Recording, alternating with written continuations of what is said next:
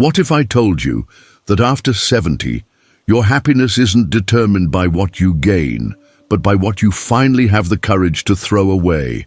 In the next 18 minutes, you'll discover the exact 8 things that successful, happy seniors eliminate from their lives to experience instant joy and peace of mind. And the 8th thing, it's something 90% of seniors cling to desperately, not realizing it's the very thing stealing their happiness every single day. My friend Betty, who just turned 73, spent years feeling anxious and overwhelmed until she discovered these 8 simple eliminations. Within 1 month of removing these happiness blockers from her life, her family said she seemed like a completely different person, lighter, more joyful, and genuinely excited about each new day. The transformation was so dramatic that her daughter asked what had changed, and Betty simply said she had learned what to let go of instead of what to hold on to. Thing 1. Remove negative self-talk. The first thing you must eliminate immediately is that critical voice in your head that tells you you're too old, too slow, or too late for anything meaningful in life. Research from Harvard Medical School shows that negative self-talk in seniors increases cortisol levels by 43% and significantly contributes to depression, anxiety, and even physical health decline. Dr. Ellen Langer, a Harvard psychology professor, conducted studies with over 1,200 adults over 65 and found that those who engaged in frequent self-criticism had measurably higher inflammation markers and weaker immune responses compared to those who practiced self-compassion. The study revealed that negative internal dialogue doesn't just affect mood, it literally changes brain chemistry and accelerates aging at the cellular level. This internal critic becomes particularly destructive after 70 because it prevents you from trying new things, connecting with others, and enjoying simple pleasures that could bring immense satisfaction. Harvard researchers discovered that seniors who constantly told themselves they were too old or past their prime showed decreased activity in brain regions associated with motivation and reward processing. The study also found that negative self-talk creates a self-fulfilling prophecy, where seniors actually perform worse on cognitive and physical tasks simply because they expect to fail. When you repeatedly tell yourself you can't do something, your brain starts to believe it and stops trying to find solutions or possibilities. My neighbor Josephine, who's 78, used to constantly say she was just an old lady who couldn't learn anything new. After recognizing how this self-talk was limiting her life, she started catching herself and replacing negative thoughts with neutral observations. Within weeks, she had signed up for a pottery class and discovered a talent she never knew she had. Her confidence grew so much that she now teaches pottery to other seniors at the community center. Here's exactly how to break this pattern. Start paying attention to your internal voice and notice when you use phrases like, "I'm too old," "I can't," or "it's too late for me." The moment you catch yourself in negative self-talk, pause and ask yourself if you would speak to a dear friend that way. Replace the critical statement with a factual, neutral observation such as, "I'm learning," or "I'm capable of growth at any age." D. Practice speaking to yourself with the same kindness you would show to someone you love, because the relationship you have with yourself sets the tone for every other relationship and experience in your life. Write down 3 things you appreciate about yourself each morning to retrain your brain towards self-acceptance. Don't wait another day to silence that inner critic. Start treating yourself with respect and watch your entire world change. Thing 2, remove toxic relationships. Are there people in your life who drain your energy every time you interact with them, leaving you feeling exhausted, criticized, or diminished? The Mayo Clinic published research showing that toxic relationships in seniors increase stress hormones by 67% and suppress immune function more dramatically than in younger adults. Dr. Stephanie Sarkis, a Mayo Clinic researcher, studied 2,800 adults over 65 and found that those who maintained relationships with consistently negative, manipulative, or critical people had significantly higher rates of depression, anxiety, and even cardiovascular problems. The study revealed that seniors are particularly vulnerable to relationship toxicity because they often feel obligated to maintain family connections or long-time friendships, even when these relationships cause genuine harm to their well-being. Toxic relationships after 70 are especially damaging because they can isolate you from potential sources of joy and support during a time when social connections become increasingly important for health and happiness. The Mayo Clinic research showed that seniors who stayed in harmful relationships often withdrew from other social activities and opportunities, creating a downward spiral of isolation and negativity. These relationships also consume enormous amounts of mental and emotional energy that could be better spent on activities and people that bring fulfillment and peace. The study found that toxic relationships trigger chronic stress responses that accelerate cognitive decline and increase the risk of developing serious health conditions. Walter, my 81-year-old friend, spent years dreading phone calls from his adult son, who only contacted him to complain or ask for money. After learning about the health impacts of toxic relationships, Walter set clear boundaries and limited contact to brief, structured conversations. The relief he felt was immediate, and he now has more energy to invest in relationships with friends who appreciate and respect him. Walter says removing this toxic dynamic was like lifting a weight he didn't realize he was carrying. Here's how to protect yourself from relationship toxicity. Identify people in your life who consistently leave you feeling worse after spending time with them, and recognize that you have the right to limit or end contact with anyone who treats you poorly. Set clear boundaries by deciding how much time and energy you're willing to invest in difficult relationships, and stick to those limits without guilt or extensive explanations.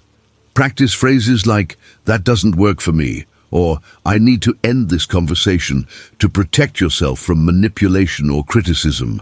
Prioritize relationships with people who respect you, support your happiness, and bring out your best qualities. Remember that you've earned the right to choose who gets access to your time and energy. Surround yourself with people who celebrate you, not those who diminish you. Start today by distancing yourself from one relationship that consistently brings you down, and notice how much lighter you feel. Thing 3, remove physical clutter. That pile of papers, those unused items, and the overwhelming mess around you isn't just affecting your space. It's hijacking your mental peace and stealing your ability to focus on what truly matters. UCLA's Center for Everyday Lives conducted extensive research showing that seniors living in cluttered environments have cortisol levels 23% higher than those in organized spaces, leading to increased anxiety, poor sleep, and difficulty making decisions. Dr. Darby Saxby, who led the UCLA study, found that physical clutter creates a constant state of overstimulation that the aging brain struggles to process efficiently. The research showed that seniors surrounded by excessive possessions experience what scientists call decision fatigue, where the brain becomes overwhelmed by too many visual inputs and loses the ability to prioritize and focus effectively. Clutter becomes particularly problematic after 70 because it represents physical safety hazards, emotional attachments to the past, and barriers to enjoying your current living space. The UCLA study revealed that seniors in cluttered homes were 40% more likely to experience falls and injuries, and they reported feeling embarrassed to invite friends over, leading to increased social isolation. Clutter also makes it difficult to find important items when you need them, creating unnecessary stress and frustration during daily activities. The research showed that seniors who lived in organized, simplified spaces had better cognitive function, improved mood, and greater satisfaction with their living environments. My friend Gladys, who's 75, lived surrounded by decades of accumulated possessions until she realized the clutter was making her feel trapped in her own home. She started with just 15 minutes a day of sorting and donating items she no longer needed or used. After 3 months of consistent decluttering, Gladys said her home felt peaceful for the first time in years, and she rediscovered rooms and furniture she had forgotten she owned. The process was so transformative that she now helps other seniors organize their spaces.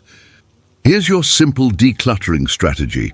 Choose one small area, such as a single drawer or tabletop, and spend exactly 15 minutes sorting items into 3 categories: keep, donate, and throw away. Focus on removing items you haven't used in the past 2 years, duplicate items you don't need, and anything that no longer serves a purpose in your current life. Work on one small area each day, rather than trying to tackle entire rooms, which can feel overwhelming and lead to giving up entirely. Ask yourself these questions about each item. Do I use this regularly? Does this bring me joy or serve a current purpose? And would I buy this again today? Start with the easiest areas first to build momentum and confidence before moving to more emotionally challenging spaces like photo collections or sentimental items. Don't wait until you feel motivated.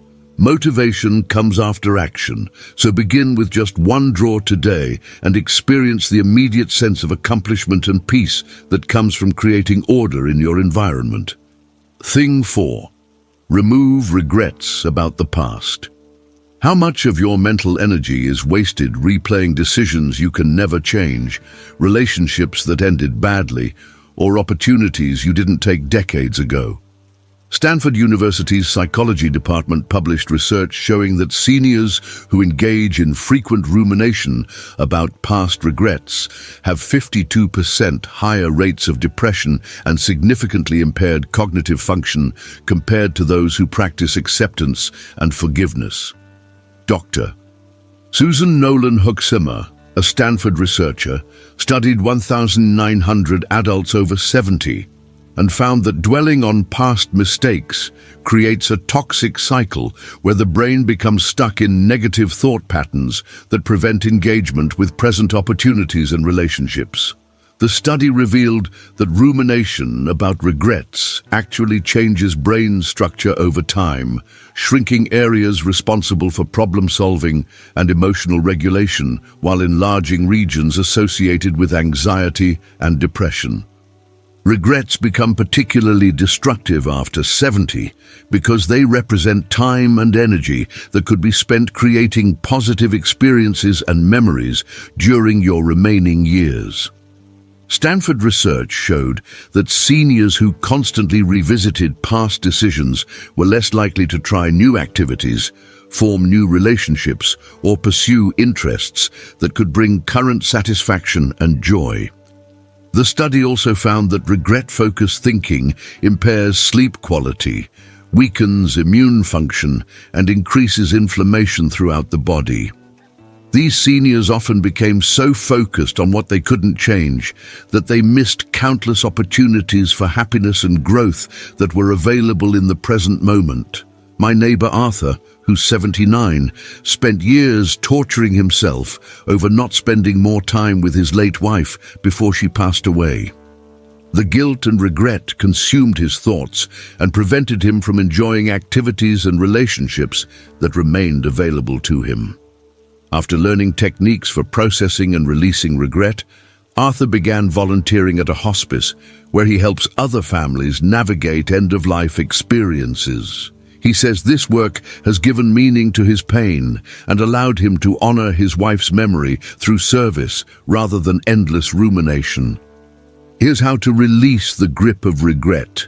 Acknowledge that every decision you made in the past was based on the information, emotional state, and circumstances you had at that time, and recognize that you cannot change what has already happened, no matter how much mental energy you expend on it. Write down 3 specific regrets that trouble you most. Then, for each one, identify one lesson you learned or one way it contributed to who you are today. Practice saying, "I forgive myself for not knowing then what I know now, and I choose to focus my energy on what I can still create and experience." Set aside 10 minutes each day to consciously redirect regretful thoughts toward present opportunities, current relationships, or future possibilities that excite you. Remember that the time you spend dwelling on the past is time stolen from the present moment, which is the only moment where you have any power to create happiness and meaning. Stop letting yesterday rob you of today. Begin practicing self-forgiveness right now and reclaim your mental energy for the experiences and joy that are still possible. Thing 5. Remove fear of trying. New things age isn't a barrier to new experiences, fear is, and it's robbing you of adventures that could bring incredible joy and stimulation to your remaining years.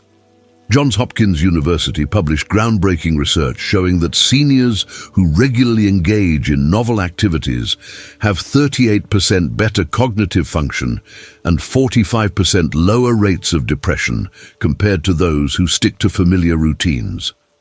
Dr. Michael Meredith, a neurologist at Johns Hopkins, studied brain scans of 2,100 adults over 65 and discovered that learning new skills or trying unfamiliar activities literally grows new neural pathways and increases brain volume in areas responsible for memory and executive function. The study revealed that the aging brain retains remarkable plasticity and actually thrives on novelty, challenge, and stimulation, contrary to popular beliefs about mental decline being inevitable. Fear of trying new things becomes particularly limiting after 70 because it creates a shrinking world of experiences just when you finally have the time and freedom to explore interests and activities you may have postponed during your working years. Johns Hopkins research showed that seniors who avoided new experiences due to fear of failure, embarrassment, or physical limitations experienced faster cognitive decline and greater social isolation. The study found that even small novel activities, such as trying a new recipe, visiting a different park, or learning a simple craft, triggered positive brain changes and improved overall well-being. Seniors who embraced new experiences reported feeling more alive, engaged, and optimistic about their futures. Rosemary, my 82-year-old friend, had always been curious about painting, but convinced herself she was too old to start and would be terrible at it. When her granddaughter gave her a small watercolor set for her birthday, Rosemary finally decided to overcome her fear and try. She discovered not only that she had natural artistic ability, but that painting became her greatest source of joy and relaxation. Now her home is filled with her artwork, and she's even sold several pieces at local craft fairs. Here's how to overcome the fear of new experiences. Start with tiny, low-risk activities that require minimal commitment or investment, such as trying a new type of tea, taking a different route during your daily walk, or calling someone you haven't spoken to in years. Remind yourself that the goal isn't to become an expert, but to stimulate your brain and potentially discover new sources of pleasure and meaning. Give yourself permission to be a beginner and to make mistakes, remembering that everyone starts at zero when learning something new, regardless of their age. Choose one small new thing to try this week, whether it's a new hobby, food, book genre, or social activity, and approach it with curiosity rather than expectations of perfection. Connect with local senior centers, community colleges, or libraries that offer beginner-friendly classes designed specifically for older adults who want to explore new interests. Remember that your brain is hungry for novelty and stimulation, and every new experience you try strengthens your cognitive reserves and adds richness to your life. Don't let fear steal another year of potential discoveries. Commit to trying one new thing this week and notice how alive and engaged it makes you feel. Thing 6, remove perfectionism. Are you still trying to do everything perfectly, even when it prevents you from enjoying anything fully or completing projects that could bring satisfaction?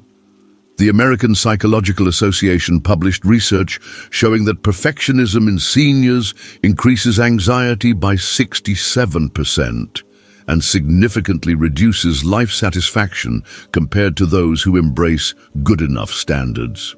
Dr. Brené Brown, whose research is frequently cited by the APA, found that perfectionist seniors often become paralyzed by their own impossibly high standards, leading to procrastination, social withdrawal, and missed opportunities for joy and accomplishment. The study revealed that perfectionism in later years is particularly destructive because it wastes precious time on unrealistic standards instead of allowing seniors to enjoy activities, relationships, and experiences that could bring genuine fulfillment. Perfectionism becomes especially problematic after 70 because physical and cognitive changes may make it impossible to maintain the standards you once achieved, leading to frustration, disappointment, and abandonment of activities you once enjoyed. APA research showed that perfectionist seniors were more likely to give up hobbies, stop entertaining, and avoid trying new activities because they couldn't do them perfectly. The study found that this all-or-nothing thinking robs seniors of countless opportunities for pleasure, social connection, and personal growth. Perfectionist seniors also reported higher levels of chronic stress and physical health problems as their bodies remained in constant states of tension from trying to meet unrealistic expectations. My friend Eugene, who's 76, used to spend hours perfecting his garden until every plant was precisely placed and every weed removed. This obsession with perfection turned gardening from a joy into a source of stress and exhaustion. When Eugene learned to embrace good enough gardening, he began to actually enjoy spending time outdoors again and found that his plants thrived even without his micromanagement. He now spends more time sitting in his garden, appreciating its beauty rather than constantly working to make it flawless. Here's how to overcome perfectionism. Identify one area of your life where perfectionist standards are preventing you from enjoying the activity or completing projects, and consciously decide what good enough looks like in that situation. Set a timer for tasks that you tend to over-perfect, such as cleaning, organizing, or creative projects, and stop when the timer goes off, regardless of whether you feel finished. Practice the 80% rule by completing tasks to 80% of your perfectionist standard and then moving on, recognizing that the additional 20% often requires 80% more time and energy for minimal improvement. Give yourself permission to make mistakes, leave things imperfect, and prioritize enjoyment over flawless execution in activities that are meant to bring you pleasure. Ask yourself, will this matter in 5 years, when you catch yourself obsessing over minor details or imperfections that prevent you from moving forward?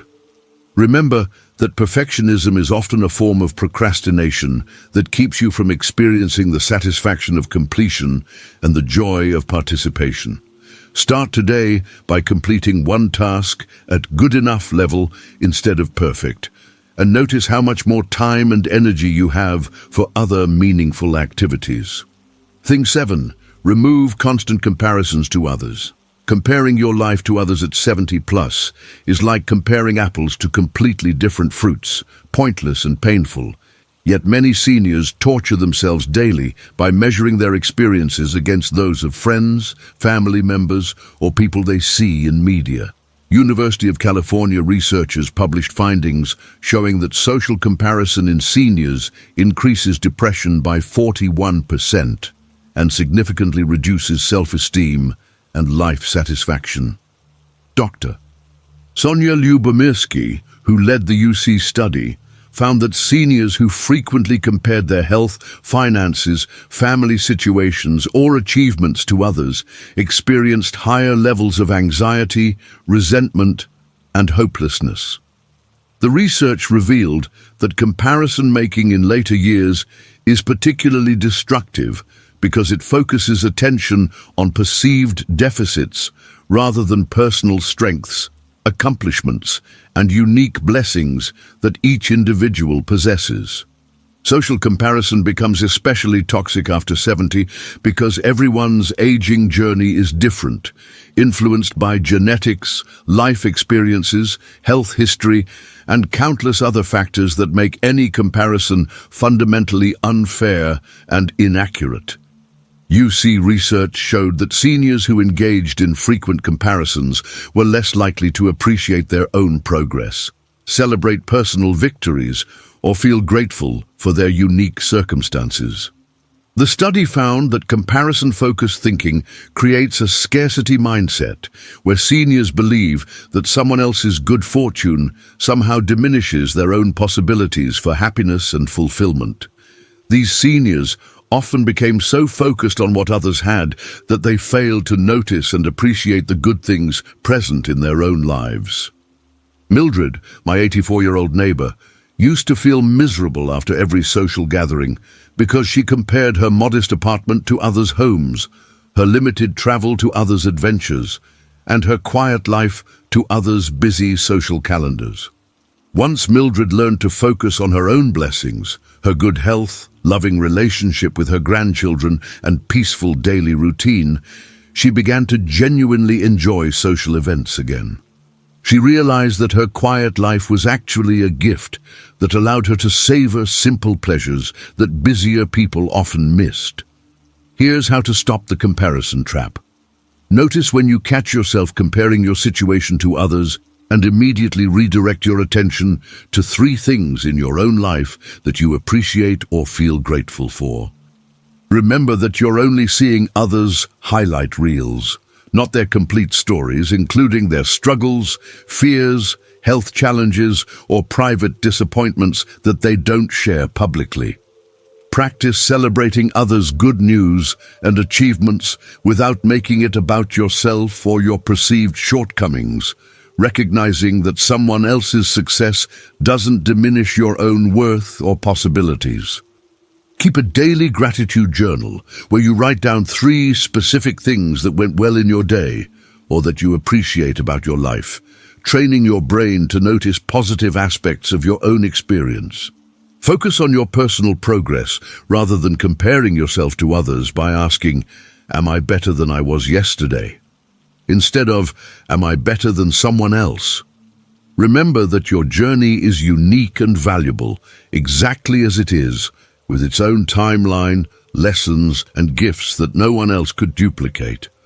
Start today by identifying one person you frequently compare yourself to, and instead of focusing on what they have that you don't, appreciate one thing about your life that brings you genuine satisfaction.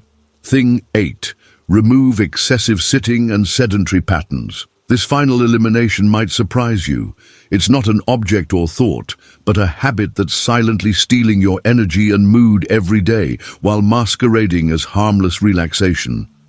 Centers for Disease Control and Prevention research shows that seniors who sit for more than 8 hours daily have 71% higher rates of depression and significantly impaired cognitive function compared to those who break up sitting with regular movement.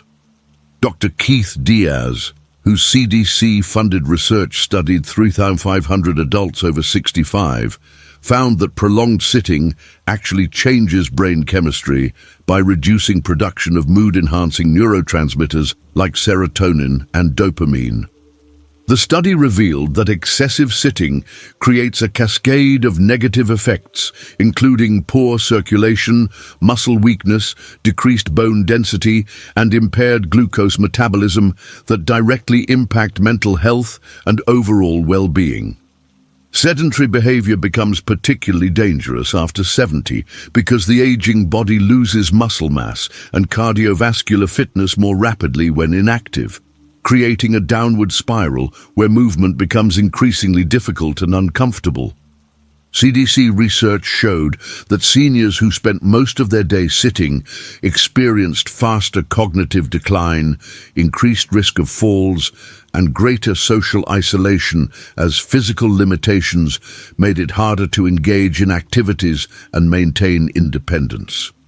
The study found that even light movement throughout the day, such as standing and walking for 2 to 3 minutes every hour, significantly improved mood, energy levels, and cognitive function.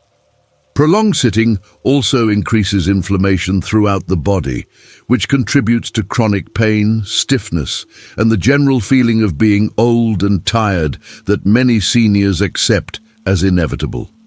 My friend Clarence, who's 77, used to spend entire days sitting in his recliner watching television, getting up only for meals and bathroom breaks.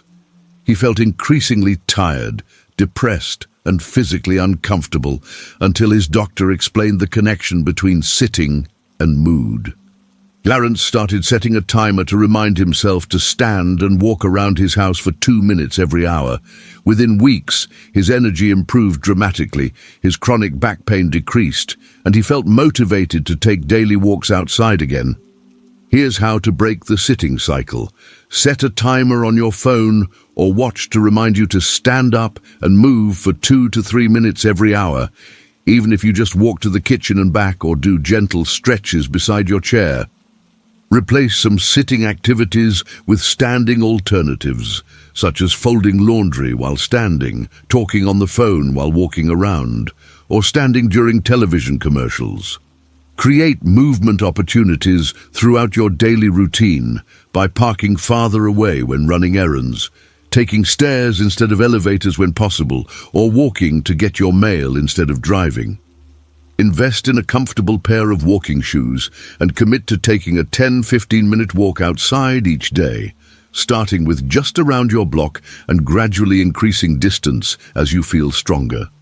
Use household chores as movement opportunities by doing activities like dusting, organizing, or light cleaning in short bursts throughout the day rather than all at once. Remember that every minute of movement counts toward your health and happiness. So don't wait for large blocks of time or perfect weather to get started. Stand up right now and walk around for 2 minutes to begin breaking the pattern of excessive sitting that's been stealing your energy and joy. These 8 eliminations work together to create space in your life for genuine happiness, peace, and fulfillment during your golden years. Thousands of seniors have discovered that joy comes not from adding more to their lives, but from removing the barriers that prevent them from appreciating what they already have and pursuing what truly matters to them. The best part is that you can start experiencing improvements in your mood and energy levels immediately by eliminating just one of these happiness blockers today. Which of these 8 things are you going to eliminate first from your life? Leave a comment and let me know. And don't forget to like this video if you're ready to choose happiness over the habits that have been holding you back. Share this with other seniors who deserve to feel the joy and freedom that comes from letting go of what no longer serves them.